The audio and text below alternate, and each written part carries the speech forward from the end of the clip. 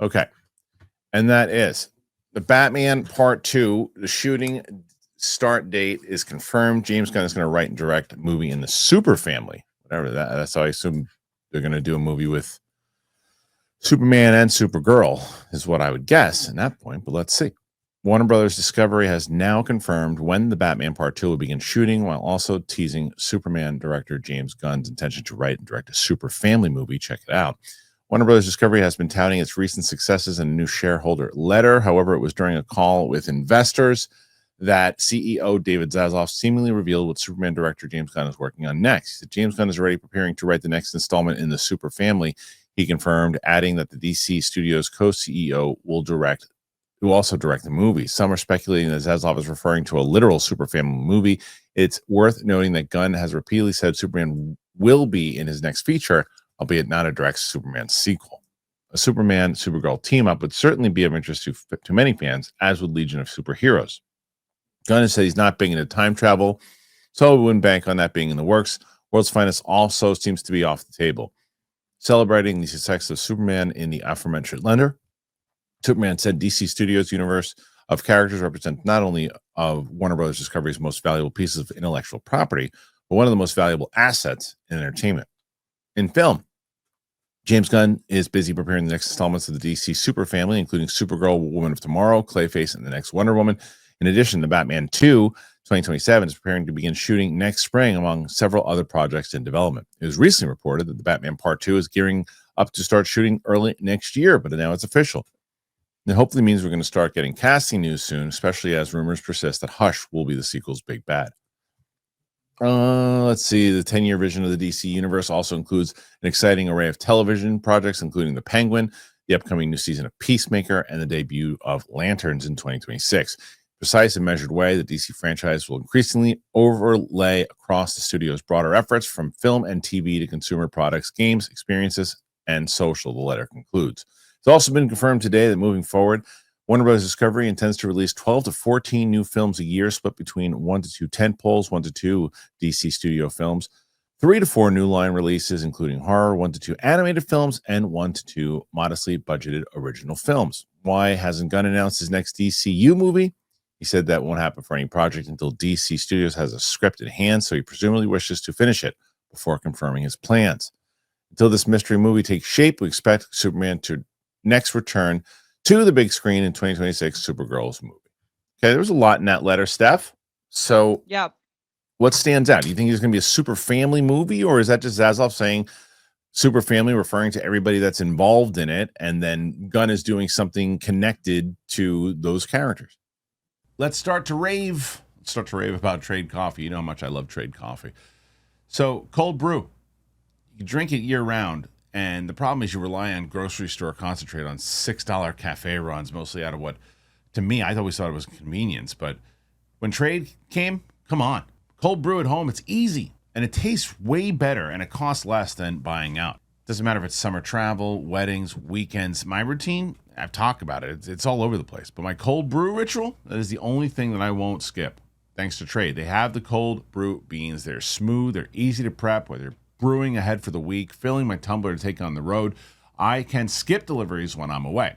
Trade is the #1 coffee destination for the U.S., both hot and cold coffee drinkers. They've sourced the best beans from the top roasters around the U.S., and now they have a special cold brew collection. I mean, come on.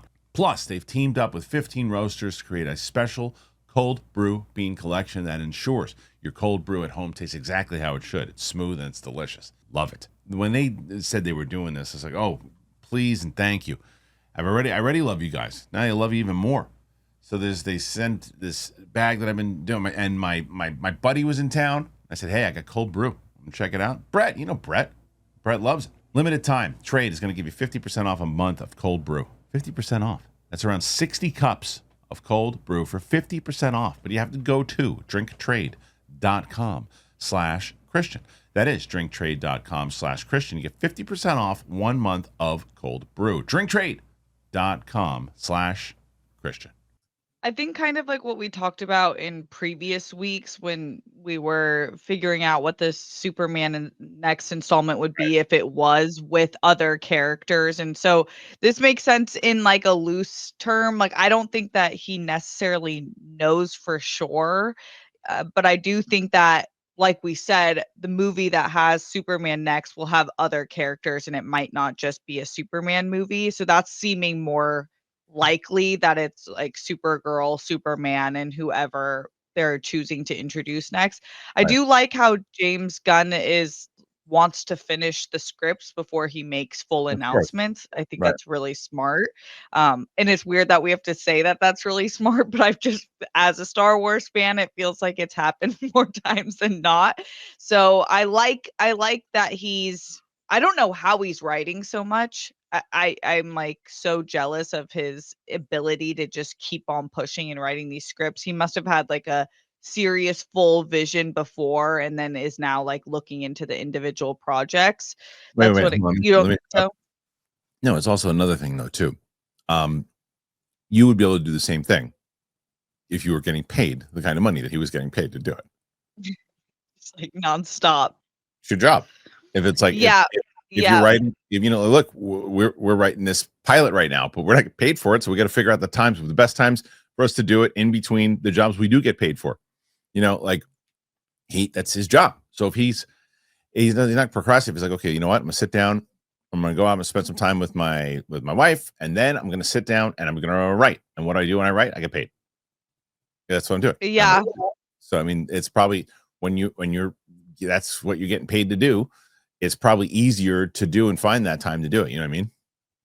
Yeah, yeah, and when they have source material, it's not just like fresh IP. They're not Right. creating like sinners after sinners after sinners. Like this is following some sort of storyline familiar with the comics, obviously different in a lot of ways, and you're writing a full script from the ground up. But yeah, I see your point. But it is nice. I just really love Gunn's style. I love what he's done with the DCEU so far. Right. So I think this all is good. Like it's not overly confirming stuff, but it's kind of just saying what makes sense that they would be doing a super family type, whatever characters that may be. But we have the two main right now.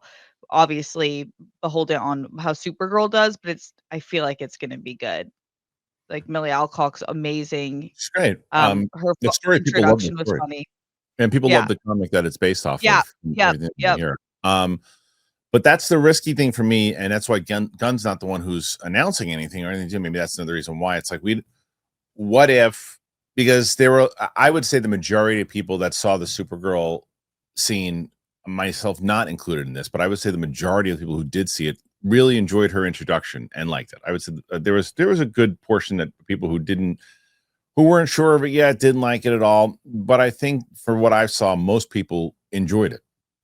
So that will give you some hope kind of leading into the movie itself. People, I mean, I think everybody kind of, for the most part, who are familiar with her, like her. I mean, I am included in that. I think she's great. So I would be hopeful going into it. But what if the movie doesn't hit? And with the way that superhero movies and comic book movies are right now, the audience is being very, very picky in what they're choosing to see. I mean, look at Thunderbolts, look at Fantastic Four. I mean, even Superman's numbers, they were good. They weren't great. So which will lead me into the Batman conversation in a second too. But you have to wait and see how Supergirl does before you start playing. Oh, you know what? Now we're going to put Supergirl and Superman together to do a super family movie. Because if people reject this Supergirl movie, do you still go forward with that plan? Yeah, that's interesting. Yeah, I guess it just depends. I think they would probably leave room for changes here and there, but it would have to go pretty horribly wrong, I feel like, to just like be like, we don't want to feature this character anymore. And there's always the reality in which we've seen characters take a different tone per movie. So if a tone didn't work, then they could definitely change the way that that character is interacting or give her a different arc. So I don't think that it's like if it does bad, if it does horrible, I mean that would be pretty like, that's really rare for something to do horrible, especially with like really great writers and a team involved right now and a great actor. It's hard for it to imagine it going horrible. But I think if people were like, let's say it's like a Love and Thunder where they're like, I don't like what they did with Thor, then I do think it's like in the same way that we're looking forward to Thor having a different arc Yeah. or tone, then that you could get, there would be grace for that. There's a difference between like Thunderbolts and Thor and Love and Thunder, though, right? Because Thor Love and Thunder to me is like one of the ultimate piss bombs of MCU as far as quality goes. However, the movie made something like 750, $800 million. Yeah. It is financially a hit. So to ask you a question, what would you consider, like horribly wrong? Because I just watched Thunderbolts again yesterday. It's a really good movie. I would consider it almost great. And I loved it. It did poor. It did Mhm. bad. Do you consider that horrible? Because you've got Fantastic Four is a movie that they thought was going to be, people thought it would be internationally and start crossing over to the 700, $800 million range, and it'd be lucky if it even hits 5. So I guess that's the question first. What would you say would be horrible for if Supergirl was working on let's say it's working on a $150 million budget, which might be what it is. I don't know. There's no reports on that. But we'll say it's got to make at least 300, 350 to break even, right? If it doesn't hit that, is that horribly wrong? Or you say like, no, if it's, as long as it hits like the 250, 300 range, you keep going with this character? It's hard to say because it's such a bummer watching what happened to Fantastic Four, specifically just because I thought I loved Thunderbolts. I just thought Fantastic Four was an excellent movie. I loved it. It was like very different and emotional. I just loved like the swings it took. And I love where they're going with it. So it's hard for me to say like something's horrible if just the money doesn't relate to it, because there's so much that played into those numbers. But it is like how the industry works. So I do think breaking even is important. Yeah, well, I mean, look at that Superman, right? Superman made more than breaking even, but it's enough for it to keep going forward and pushing forward. I just wonder how they're going to continue on and like past Supergirl. Clearly, James Gunn's not directing that. In my opinion, I'd like to see other directors do a few more movies, and then Gunn comes back to do something else, and they don't just start relying on him to direct everything. Yeah. So I don't know. Well, but I'm with you though. I like the fact that they're like, okay, let's just wait and before we announce anything. But the other thing that they announced inside of that letter was the Batman Part 2. Someone said this yesterday in the chat, and I really agree. I think even more so of the whole argument of Robert Pattinson being in the DCU gets a lot stronger because of the audience being so picky on what they're going to see in the theaters. And if you get someone who's going to go, there are a few people who chose to see Jurassic World over Superman and Fantastic Four. That was the movie that they were going to spend their money on. Well, that was the one they spent it on. They didn't spend it on the other two. That's process of elimination. That fact happened. Now, clearly, there were other people who saw either 2 out of the 3 or 3 out of the 3. But it seems as if with the numbers that are showing that people chose Jurassic World to be the one. So if Batman comes out, Batman Part 2, and people want to see that, and then there's another Batman, and then you're giving more options, I'll choose I like Robert Pattinson better than I like that person. I don't really care about the connected universe thing. I'm just going to see that. Are they banking on that? Do they hope that happens, that they get a lot of the Batman 2 audience for there, and then they keep their DCU audience there? I don't know. Do you think that because the audience is getting a little more fickle when it comes to comic book movies, that this could weigh into it?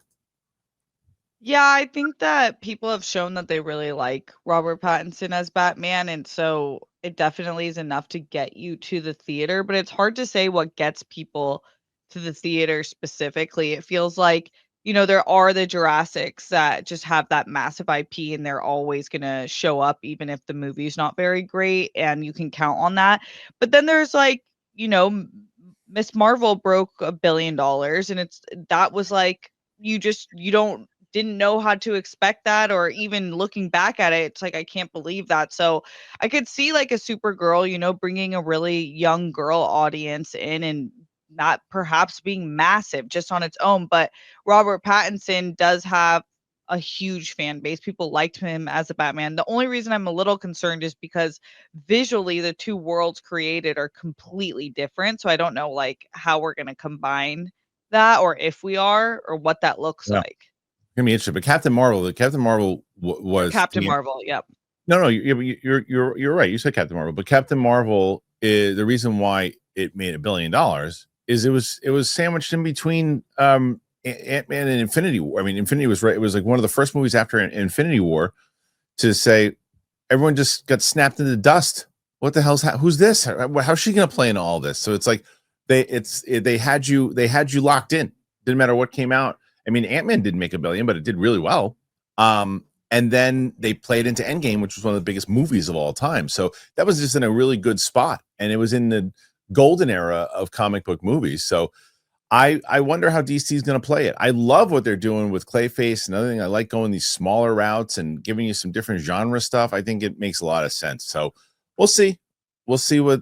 Yeah, but that could happen with Supergirl. Like, we don't know how the Yeah, year is going to play out for comic true. book movies. We might see a whole turn, and then that comes out at the perfect time, or it comes out at a bad time, like Thunderbolts and Fantastic Four and Superman did, and they're kind of like fighting their way back.